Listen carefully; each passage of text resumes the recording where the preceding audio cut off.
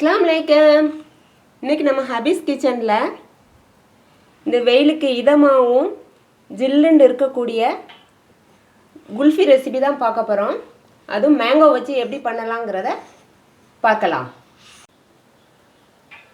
மாம்பழ குல்ஃபி பண்ணுறதுக்கு பழுத்த மாம்பழத்தில் மீடியம் சைஸில் ஒரு மாம்பழம் எடுத்து வச்சுருக்கேன். 10 முந்திரியும் 10 பிஸ்தாவும் குட்டி குட்டியாக கட் பண்ணி எடுத்து வச்சுருக்கேன். 1/2 லிட்டர் பால் எடுத்திருக்கேன். ஆரோக்கிய பால் தான் எடுத்திருக்கேன். 2 ஸ்பூன் கோதுமை மாவு எடுத்திருக்கேன். மாம்பழம் ஏற்கனவே இனிப்பு தான், இருந்தாலும் இனிப்பு சுவைக்கு ஏற்றாற் போல் சேர்த்துக்கலான்னு ஒரு 4 ஸ்பூன் சீனி எடுத்து வச்சுருக்கேன். வாங்க எப்படி பண்ணலாங்கிறத பார்க்கலாம். ஸ்டவ் ஆன் பண்ணி பாலை சூடு பண்ண ஆரம்பிச்சிடலாம்.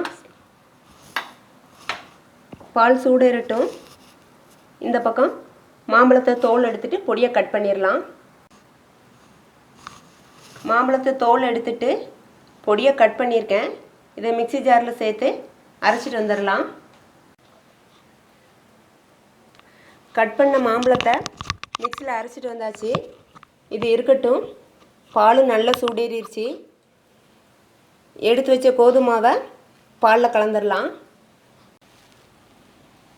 ஆறின பாலில் ஒரு 4 ஸ்பூன் பால் எடுத்திருக்கேன்.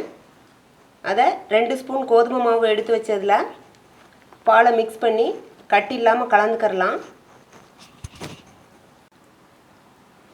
கோதுமை மாவையும் பாலையும் நல்லா மிக்ஸ் பண்ணியாச்சு. கட்டி இல்லாமல் மிக்ஸ் பண்ணி எடுத்துட்டேன். இப்போ இதை பாலில் சேர்த்துடலாம். பால் நல்லா சூடேறிடுச்சு. இப்போ கோதுமை மாவை பாலில் சேர்த்துடலாம். கோதுமை மாவு சேர்க்குறதுனால நல்ல திக்காகவும் க்ரீமியாகவும் இருக்கும். கோதுமை மாவு சேர்த்து கைவிடாமல் கிளறிட்டு இருக்கணும்.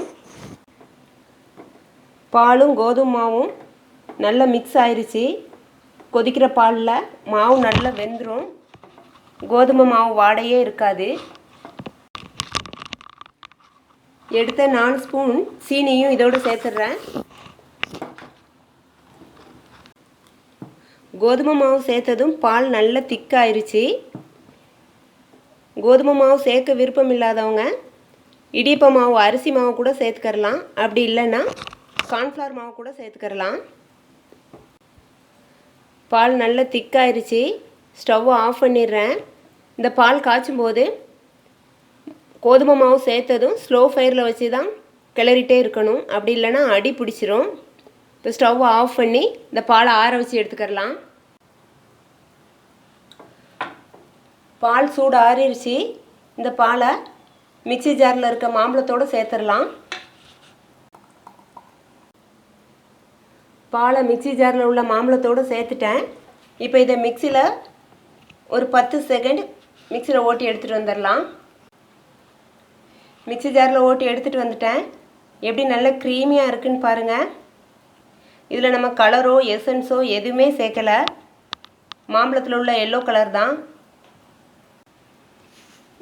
குல்ஃபி மோல்டு எடுத்திருக்கேன். இப்போ இதை மோல்டில் சேர்த்துடலாம்.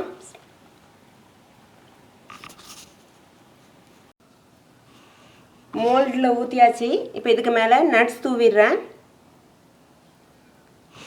நட்ஸ் தூவியாச்சு. இப்போ மூடி போட்டு க்ளோஸ் பண்ணிடலாம். இதே மாதிரியே எல்லா மோல்ட்லேயும் ஊற்றி செட் பண்ணிடலாம். நான் எடுத்த 1/2 லிட்டர் பாலுக்கு 6 மோல்டில் ஊற்றக்கூடிய அளவுக்கு வந்திருக்கு. மோல்டு இல்லாதவங்க சின்ன சின்ன டம்ளரில் டீ கப்பில் கூட ஊற்றிக்கிறலாம்.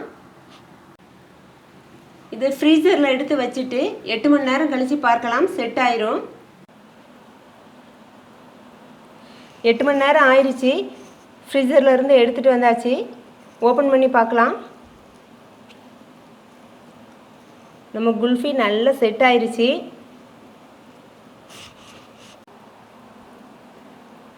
குல்ஃபி நல்லா செட் ஆயிடுச்சு. கோதுமை மாவு சேர்த்ததுனால தான் நல்ல க்ரீமியாக இருக்குது. நீங்களும் இந்த மாம்பழ சீசனில் இதை ட்ரை பண்ணி பாருங்கள். எப்படி வந்துச்சுங்கிறத நம்ம கமெண்ட்டில் சொல்லுங்கள். நம்ம சேனல் பிடிச்சிருந்தால் லைக் பண்ணுங்கள், ஷேர் பண்ணுங்கள், சப்ஸ்கிரைப் பண்ணுங்கள். அஸ்ஸலாமு அலைக்கும்.